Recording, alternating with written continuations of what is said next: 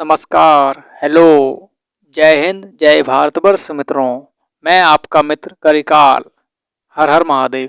आपके अपने education YouTube channel social संगम में आपका हार्दिक स्वागत है। जो भी छात्र भविष्य में किसी प्रतियोगी परीक्षा में सम्मिलित होने का स्वप्न देख रहे हैं, उन्हें 6वीं से लेकर 12वीं तक की एनसीईआरटी या तमिलनाडु बोर्ड की पुस्तकों को अवश्य ही पढ़ना चाहिए। कक्षा 6वीं, विषय इतिहास, अध्याय 9। व्यापारी, राजा और तीर्थयात्री। बाजार में घूमती जगनी। जगनी अपने गांव के मेले की आस लगाए बैठी थी। स्टील के चमकदार बर्तन, रंग बिरंगी प्लास्टिक की बाल्टियां, सोख रंगों के फूलों के प्रिंटों वाले कपड़े, चाबी से चलने वाले मज़ेदार खिलौने उसे बहुत अच्छे लगते थे। इन चीज़ों को बेचने वाले दुकानदार बसों और ट्रकों पर आते थे और रात को अपना सामान समेटकर वापस चले जाते थे। जगनी को हैरानी होती थी कि ये लोग हमेशा इस तरह क्यों घूमते रहते हैं। उसकी माँ ने बताया कि वे लोग व्यापारी थे। वे चीज़ों को उन जगहों से खरीदते थे जहाँ ये बनाए जाते थे और फिर उन्हें मेलों में बेचते थे। व्यापार और व्यापारियों के बारे में जानकारी। अध्याय 8 में आपने उत्तर के काले पालिश वाले बर्तनों के बारे में पढ़ा है। ये खूबसूरत बर्तन, खास तौर पर इनकी कटोरियाँ तथा थालियाँ, इस उपमहाद्वीप के अनेक परास्थलों से मिले हैं। सवाल उठता है कि इन जगहों पर ये बर्तन कैसे पहुँचे होंगे। ऐसा अनुमान लगाया जाता है कि जहाँ ये बनते थे वहाँ से व्यापारी इन्हें ले जाकर अलग अलग जगहों पर बेचते थे। दक्षिण भारत सोना, मसाले, खास तौर पर काली मिर्च तथा कीमती पत्थरों के लिए प्रसिद्ध था। काली मिर्च की रोमन साम्राज्य में इतनी मांग थी कि इसे काले सोने के नाम से बुलाते थे। व्यापारी इन सामानों को समुद्री जहाज़ों और सड़कों के रास्ते रोम पहुंचाते थे। दक्षिण भारत में ऐसे अनेक रोमन सोने के सिक्के मिले हैं। इससे अंदाज़ा यह लगाया जाता है कि उन दिनों रोम के साथ बहुत अच्छा व्यापार चल रहा था। विचार कीजिए, क्या आप बता सकते हो कि ये सिक्के भारत कैसे और क्यों पहुँचे होंगे। व्यापार से जुड़ी एक कविता। व्यापार के प्रमाण हमें संगम कविताओं में भी बहुत मिलते हैं। मूल कविता तमिल में है, लेकिन हिंदी में सुनिए। नीचे लिखी कविता में पूर्वी समुद्र तट पर स्थित पुहार, जो कि चोलों की राजधानी रही है, इस पत्तन पर लाए जाने वाले माल का विवरण मिलता है। समुद्री जहाज पर लाए गए तेज तर्रार घोड़े, गाड़ियों पर काली मिर्च की गठरियाँ, हिमालय से मिले रत्न और सोना, दक्षिण की पहाड़ियों से चंदन की लकड़ियाँ, दक्षिणी सागर के मोती और पूर्वी सागर के मूंगे, गंगा और कावेरी की फसलें, श्रीलंका से आए खाद्यान्न, म्यांमार के बने मिट्टी के बर्तन और दुर्लभ कीमती आयात। कविता में उल्लेखित चीज़ों की एक सूची बनाइए। क्या आप बता सकते हो कि इन चीज़ों का उपयोग किस लिए किया जाता होगा। व्यापारियों ने कई समुद्री मार्ग खोज निकाले। इनमें से कुछ समुद्र के किनारे चलते थे, कुछ अरब सागर और बंगाल की खाड़ी पार करते थे। नाविक मानसूनी हवा का फ़ायदा उठाकर अपनी यात्रा जल्दी पूरी कर लेते थे। वे अफ्रीका या अरब के पूर्वी तट से इस उपमहाद्वीप के पश्चिमी तट पर पहुंचना चाहते थे, तो दक्षिणी पश्चिमी मानसून के साथ चलना पसंद करते थे। इन लंबी यात्राओं के लिए मजबूत जहाज़ों का निर्माण किया जाता था। समुद्र तटों से लगे राज्य। इस उपमहाद्वीप के दक्षिणी भाग में बड़ा तटीय प्रदेश है। इनमें बहुत से पहाड़, पठार और नदी के मैदान हैं। नदियों के मैदानी इलाकों में कावेरी का मैदान सबसे उपजाऊ है। मैदानी इलाकों तथा तटीय इलाकों के सरदारों और राजाओं के पास धीरे धीरे काफ़ी संपत्ति और शक्ति हो गई। संगम कविताओं में मोवेंदार की चर्चा मिलती है। यह एक तमिल शब्द है जिसका अर्थ 3 मुखिया है। इसका प्रयोग 3 शासक परिवारों के मुखियाओं के लिए किया गया है। ये परिवार थे चोल, चेर और पांड्यन। आप मानचित्र में भी देख सकते हैं, जो करीब 2300 साल पहले दक्षिण भारत में काफ़ी शक्तिशाली माने जाते थे। चोल और पांड्यन तमिलनाडु के थे और चेरों का साम्राज्य केरल में था। इन तीनों मुखियाओं के अपने 2-2 सत्ता केंद्र थे।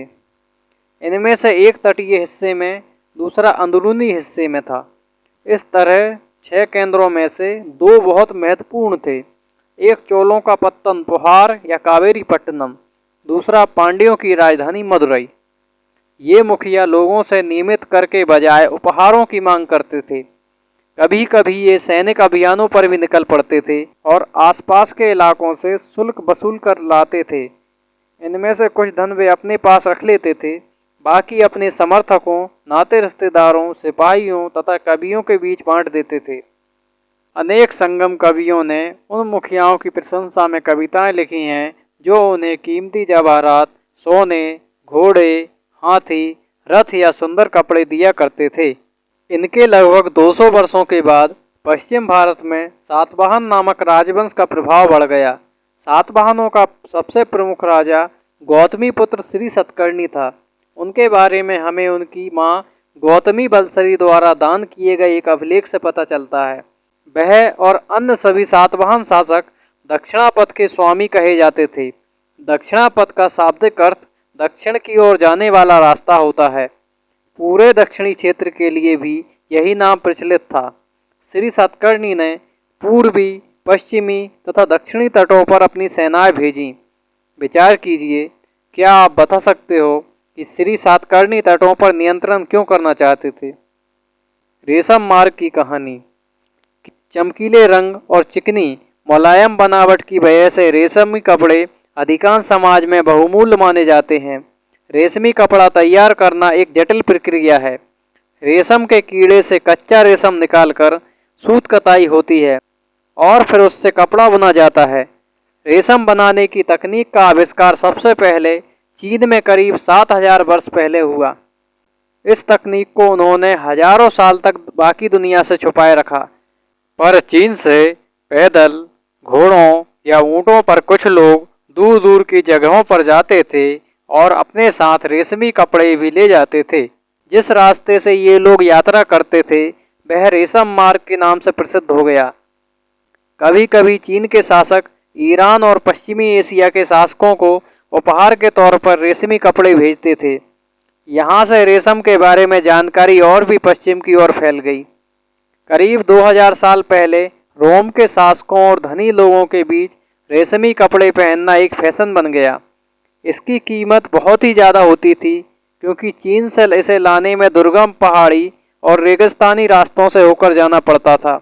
यही नहीं, रास्ते के आसपास रहने वाले लोग व्यापारियों से यात्रा शुल्क भी मांगते थे। मानचित्र में देखिए, इसमें सिल्क रूट तथा उसकी शाखाओं को दिखाया गया है। कुछ शासक इसके बड़े बड़े हिस्सों पर अपना नियंत्रण करना चाहते थे क्योंकि इस रास्ते पर यात्रा कर रहे व्यापारियों से उन्हें कर, शुल्क तथा तोहफों के जरिए लाभ मिलता था। इसके बदले ये शासक इन व्यापारियों को अपने राज्य से गुजरते समय लुटेरों के आक्रमण से सुरक्षा देते थे। सिल्क रूट पर नियंत्रण रखने वाले शासकों में सबसे प्रसिद्ध कुषाण थे। करीब 2000 साल पहले मध्य एशिया और पश्चिमोत्तर भारत पर इनका शासन था। पेशावर तथा मथुरा इनके दो प्रमुख शक्तिशाली केंद्र थे। तक्षशिला भी इनके ही राज्य का हिस्सा था। इनके शासनकाल में ही सिल्क रूट की एक शाखा मध्य एशिया से होकर सिंधु नदी के मुहाने के पत्तनों तक जाती थी। फिर यहाँ से जहाज़ों द्वारा रेशम पश्चिम की ओर रोमन साम्राज्य तक पहुँचता था। इस उपमहाद्वीप में सबसे पहले सोने के सिक्के जारी करने वाले शासकों में कुषाण थे। सिल्क रूट पर यात्रा करने वाले व्यापारी इनका उपयोग किया करते थे। विचार कीजिए, सिल्क रूट पर गाड़ियों का उपयोग क्यों कठिन होता होगा। चीन से समुद्र के रास्ते भी रेशम का निर्यात होता था। मानचित्र 6 में इसे ढूंढिए। समुद्र के रास्ते रेशम भेजने में क्या सुविधाएं और क्या समस्याएं आती होंगी। बौद्ध धर्म का प्रसार। कुषाणों का सबसे प्रसिद्ध राजा कनिष्क था। उसने करीब 1900 साल पहले शासन किया था। उसने एक बौद्ध परिषद का गठन किया जिसमें एकत्र होकर विद्वान महत्वपूर्ण विषयों पर विचार विमर्श करते थे। बुद्ध की जीवनी बुद्ध चरित्र के रचनाकार अश्वघोष कनिष्क के दरबार में रहते थे। अश्वघोष तथा अन्य बौद्ध विद्वानों ने अब संस्कृत में लिखना प्रारंभ कर दिया था। इस समय बौद्ध धर्म की एक नई धारा महायान का विकास हुआ। इसकी दो मुख्य विशेषताएं थीं। पहली, मूर्तियों में बुद्ध की उपस्थिति मात्र कुछ संकेतों के माध्यम से दर्शाई जाती थी। मिसाल के तौर पर उनकी निर्वाण प्राप्ति को पीपल के पेड़ की मूर्ति द्वारा दर्शाया जाता था, पर अब बुद्ध की प्रतिमाएं बनाई जाने लगीं। इनमें से अधिकांश मथुरा में तो कुछ तक्षशिला में बनाई जाने लगीं। दूसरा परिवर्तन बोधिसत्व में आस्था को लेकर आया। बोधिसत्व उन्हें कहते हैं जो ज्ञान प्राप्ति के बाद एकांतवास करते हुए ध्यान साधना कर सकते थे, लेकिन ऐसा करने के बजाय वे लोगों को शिक्षा देने और मदद करने के लिए सांसारिक परिवेश में ही रहना ठीक समझने लगे। धीरे धीरे बोधिसत्व की पूजा काफ़ी लोकप्रिय हो गई और पूरे मध्य एशिया, चीन और बाद में कोरिया तथा जापान तक भी फैल गई। बौद्ध धर्म का प्रसार पश्चिमी और दक्षिणी भारत में हुआ, जहां बौद्ध भिक्षुओं के रहने के लिए पहाड़ों में दर्जनों गुफाएं खोदी गईं। इनमें से कुछ गुफाएं राजा और रानियों के आदेश पर बनाई गई थीं, तो कुछ व्यापारियों और तथा कृषकों द्वारा। इनमें से ज़्यादातर गुफाएं पश्चिमी घाट के दर्रों के पास बनाई गई थीं। दक्कन के शहरों तथा तटों के समृद्ध बंदरगाहों और इन्हें जोड़ने वाली सड़कें भी इन्हीं दर्रों से होकर गुजरती थी। ऐसा लगता है कि यात्रा करने वाले व्यापारी इन गुफाओं वाले मठों में विश्राम के लिए रुकते थे। बौद्ध धर्म दक्षिण पूर्व की ओर श्रीलंका, म्यांमार, थाईलैंड तथा इंडोनेशिया सहित दक्षिण पूर्व एशिया के अन्य भागों में भी फैला। थेरवाद नामक बौद्ध का आरंभिक रूप इन क्षेत्रों में कहीं अधिक प्रचलित था। विचार कीजिए, क्या आप बता सकते हो कि बौद्ध धर्म इन इलाकों में कैसे फैला होगा? सांची के स्तूप का एक मूर्ति चित्र। यहाँ इस वृक्ष और उसके नीचे के खाली आसन को देखिए। मूर्तिकारों ने यह बताने के लिए खुदाई करके यह मूर्ति बनाई कि बुद्ध को ज्ञान की प्राप्ति इसी वृक्ष के नीचे बैठकर ध्यान करते हुए हुई। मथुरा में बनी बुद्ध की एक प्रतिमा का चित्र। तक्षशिला में बनी बुद्ध की प्रतिमा का एक चित्र। इन चित्रों को देखकर बताइए इनके बीच क्या क्या समानताएं हैं और क्या असमानताएं हैं। तीर्थयात्रियों की जिज्ञासा। तीर्थयात्री किसे कहते हैं? तीर्थयात्री वे स्त्री पुरुष होते हैं जो प्रार्थना के लिए पवित्र स्थानों की यात्रा किया करते हैं। व्यापारी काफिलों में तथा जहाज़ों पर दूर दूर जाया करते थे। बहुत से तीर्थयात्री भी उनके साथ यात्रा पर निकल पड़ते थे। इसी तरह भारत की यात्रा पर आया चीनी बौद्ध यात्री फासियन बहुत प्रसिद्ध है। वह करीब 1600 साल पहले आया। स्वान 1400 साल पहले भारत आया और उसके करीब 50 साल बाद इसिंग आया। वे सब बुद्ध के जीवन से जुड़ी जगहों और प्रसिद्ध मठों को देखने के लिए भारत आए थे। इनमें से प्रत्येक तीर्थयात्री ने अपनी यात्रा का वर्णन लिखा। इन्होंने अपनी यात्रा के दौरान आई मुश्किलों के बारे में भी लिखा। इन यात्राओं में कई वर्ष लग जाया करते थे। जिन देशों और मठों को उन्होंने देखा उनके बारे में उन्होंने लिखा और उन किताब के बारे में भी उन्होंने लिखा जिन्हें वे अपने साथ ले गए थे। स्वान भूमार्ग से उत्तर पश्चिम और मध्य एशिया होकर चीन वापस लौटा। उसने सोने, चांदी और चंदन की लकड़ी की बनी बुद्ध की मूर्तियां तथा 600 से ज़्यादा पांडुलिपियां एकत्रित की और उन्हें वह लगभग 20 घोड़ों पर लाद कर ले गया। पर इसमें से 50 पांडुलिपियां उस समय खो गईं जब सिंधु नदी पार करते हुए उसकी नाव उलट गई।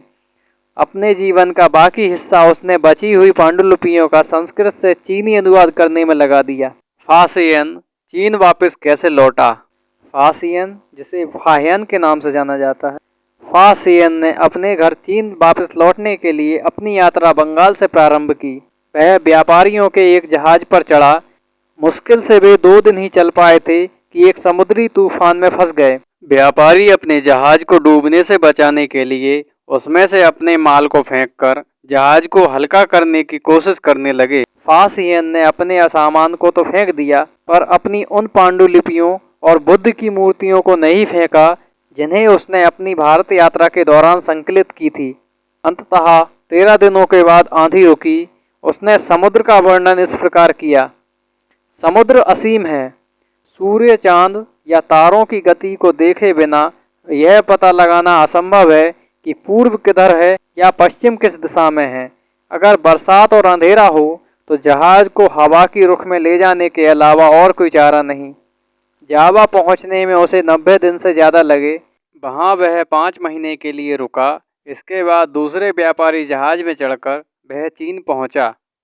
विचार कीजिए, फासियन द्वारा तय किए गए रास्ते ढूंढिए। बताइए कि फासियन अपनी पांडुलिपियों और मूर्तियों को क्यों नहीं फेंकना चाहता था। नालंदा शिक्षा का एक विशिष्ट केंद्र। स्वानसांग तथा अन्य तीर्थयात्रियों ने उस समय के सबसे प्रसिद्ध बौद्ध विद्या केंद्र नालंदा में अध्ययन किया। उसने नालंदा के बारे में इस प्रकार लिखा है, यहाँ के शिक्षक योग्यता तथा बुद्धि में सबसे आगे हैं। बुद्ध के उपदेशों का वह पूरी ईमानदारी से पालन करते हैं। मठ के नियम काफ़ी सख्त हैं जिन्हें सबको मानना पड़ता है। पूरे दिन वाद विवाद चलते ही रहते हैं जिससे युवा और वृद्ध दोनों ही एक दूसरे की मदद करते हैं। विभिन्न शहरों से विद्वान लोग अपनी शंकाएं दूर करने के लिए यहाँ आते हैं। नए आगंतुकों से पहले द्वारपाल ही कठिन प्रश्न पूछते हैं। उन्हें अंदर जाने की अनुमति तभी मिलती है जब वे द्वारपाल को सही उत्तर दे पाते हैं। विचार कीजिए, स्वानसांग नालंदा में ही क्यों पढ़ना चाहता था? कारण बताइए। भक्ति की शुरुआत। इन्हीं दिनों देवी देवताओं की पूजा का चलन भी प्रारंभ हुआ। बाद में हिंदू धर्म की यह पहचान बन गई। इनमें शिव, विष्णु और दुर्गा जैसे देवी देवता शामिल हैं। इन देवी देवताओं की पूजा भक्ति परंपरा के माध्यम से की गई थी। भक्ति उस समय काफ़ी लोकप्रिय परंपरा बन गई। किसी देवी या देवता के प्रति श्रद्धा को ही भक्ति कहा जाता है। भक्ति का पथ सबके लिए खुला था, चाहे वह धनी हो या गरीब, ऊंची जाति का हो या नीची जाति का, स्त्री हो या पुरुष। भक्ति मार्ग की चर्चा हिंदू धर्म के पवित्र ग्रंथ श्रीमद् भगवद गीता में की गई है। श्रीमद् भगवद गीता महाभारत का एक हिस्सा है। इसमें भगवान कृष्ण अपने भक्त और मित्र अर्जुन को सभी धर्मों को छोड़कर उनकी शरण में आने का उपदेश देते हैं, क्योंकि केवल कृष्ण ही अर्जुन को सारी बुराइयों से मुक्ति दिला सकते हैं। पूजा का यह रूप धीरे धीरे देश के विभिन्न भागों में फैल गया। भक्ति मार्ग अपनाने वाले लोग आडंबर के साथ पूजा पाठ करने के बजाय ईश्वर के प्रति लगन और व्यक्तिगत पूजा पर जोर देते थे। भक्ति मार्ग अपनाने वालों का यह मानना है कि अगर अपने आराध्य देवी या देवता की सच्चे मन से पूजा की जाए तो वह उसी रूप में दर्शन देंगे जिसमें भक्त देखना चाहता है। इसलिए आराध्य देवी या देवता मानव के रूप में भी हो सकते हैं या फिर सिंह, पेड़ या किसी अन्य रूप में भी। जैसे जैसे इस विचार को समाज द्वारा स्वीकृति मिलती गई, कलाकार देवी देवताओं की एक से एक बढ़कर खूबसूरत मूर्ति तैयार करने लगे। बाराह के रूप में विष्णु प्रतिमा। ऐरण मध्य प्रदेश की यह शानदार मूर्ति विष्णु के बाराह रूप की है। पुराणों के अनुसार जल में डूबी पृथ्वी को बचाने के लिए विष्णु ने बाराह रूप धारण किया था। यहाँ पृथ्वी को एक स्त्री के रूप में दर्शाया गया है। भक्ति। भक्ति भज शब्द से बना है, जिसका अर्थ विभाजित करना या हिस्सेदारी होता है। इसका अर्थ यह है, भक्ति भगवान और भक्त के बीच परस्पर एक अतरंग संबंध है। भक्ति भगवत या भगवान के प्रति झुकाव है। भगवत का एक अर्थ यह भी है जो अपने ऐश्वर्य तथा सुखों को भक्तों के साथ बांटता है, यानी भक्त या भागवत अपने देवी देवता के भग का हिस्सेदार होता है। एक भक्त द्वारा लिखी गई कविता। अधिकांश भक्ति साहित्य हमें यही बताते हैं कि धन, ऐश्वर्य या ऊंचे पद के जरिए कभी ईश्वर से आत्मीयता नहीं बन सकती। करीब 1400 साल पहले शिव भक्त अप्पार द्वारा तमिल में लिखी गई एक कविता का यह अंश है। अप्पार एक बैलाल था। नष्ट होते अंगों वाला कुष्ठ रोगी, ब्राह्मणों की नज़र में निचली जाति का व्यक्ति, कूड़ा करकट बटोर कर अपनी जीविका चलाने वाला इंसान, अगर ये लोग भी गंगा को अपनी जटाओं में छिपा लेने वाले शिव के दास बन जाएं, तो मैं उनकी आराधना करूंगा, क्योंकि वे मेरे ईश्वर समान हैं। विचार कीजिए, कभी सामाजिक प्रतिष्ठा और भक्ति में किसको ज़्यादा सम्मान देते हैं?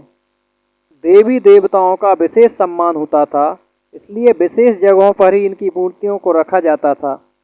इन स्थानों को ही मंदिर कहते हैं। अध्याय 11 में आप इन मंदिरों के बारे में पढ़ेंगे। भक्ति परंपरा ने चित्रकला, शिल्पकला और स्थापत्य कला के माध्यम से अभिव्यक्ति की प्रेरणा दी है। हिंदू शब्द इंडिया शब्द की तरह ही सिंधु या इंडस से निकला है। यह शब्द अरबों तथा ईरानियों द्वारा उन लोगों के लिए उपयोग किया जाता था जो सिंधु नदी के पूर्व में रहते थे। यही शब्द उनके धार्मिक विश्वास तथा सांस्कृतिक परंपराओं के लिए भी प्रयुक्त होता था। अन्यत्र लगभग 2000 साल पहले पश्चिमी एशिया में ईसाई धर्म का उदय हुआ। ईसा मसीह का जन्म बैथलेहम में हुआ, जो उस समय रोमन साम्राज्य का हिस्सा था। ईसा मसीह ने स्वयं को इस संसार का उद्धारक बताया। उन्होंने दूसरों को प्यार देने और उसी तरह दूसरों पर विश्वास करने का उपदेश दिया, जिस तरह हर व्यक्ति दूसरों से प्यार और विश्वास की उम्मीद करता है। बाइबल में ईसा मसीह के उपदेश की बातें लिखी हैं। यहाँ इसका एक अंश दिया गया है। धन्य हैं वे लोग जो धर्म और न्याय के लिए भूखे प्यासे रहते हैं, उनकी कामनाएं पूरी होंगी। जो दयालु हैं वे धन्य हैं, क्योंकि उन्हें दया मिलेगी। धन्य हैं वे जो दिल से पवित्र हैं, क्योंकि वे ईश्वर के दर्शन कर सकेंगे। धन्य हैं वे जो शांति स्थापित करते हैं, वही ईश्वर की संतान कहलाएंगे। ईसा मसीह के उपदेश साधारण लोगों को बहुत पसंद आए और धीरे धीरे यह पश्चिमी एशिया, अफ्रीका तथा यूरोप में फैल गए। ईसा मसीह की मृत्यु के 100 साल के अंदर ही भारतीय उपमहाद्वीप के पश्चिमी तट पर पहले ईसाई धर्म प्रचारक पश्चिमी एशिया से आए। केरल के ईसाइयों को सीरियाई ईसाई कहा जाता है, क्योंकि संभवतः वे पश्चिम एशिया से आए थे। वे विश्व के सबसे पुराने ईसाइयों में से हैं। मानचित्र 6 को देखिए और पता लगाइए कि किस रास्ते से ईसाई धर्म प्रचारक भारत आए होंगे। उपयोगी शब्द: व्यापारी, मुबेनदार, रास्ता या मार्ग, रेशम, कुषाण, महायान, बोधिसत्व, थेरवाद, तीर्थयात्री, भक्ति। कुछ महत्वपूर्ण तिथियां: रेशम बनाने की कला की खोज लगभग 7000 साल पहले। चोल, चेर तथा पांड्यन लगभग 2300 साल पहले। रोमन साम्राज्य में रेशम की बढ़ती मांग लगभग 2000 साल पहले। कुषाण शासक कनिष्क लगभग 1900 साल पहले। फासियन का भारत आगमन लगभग 1600 साल पहले। स्वयं की भारत यात्रा, अप्पार की शिव स्तुति की रचना लगभग 1400 साल पहले। जय हिंद, जय भारतवर्ष मित्रों, धन्यवाद। हर हर महादेव।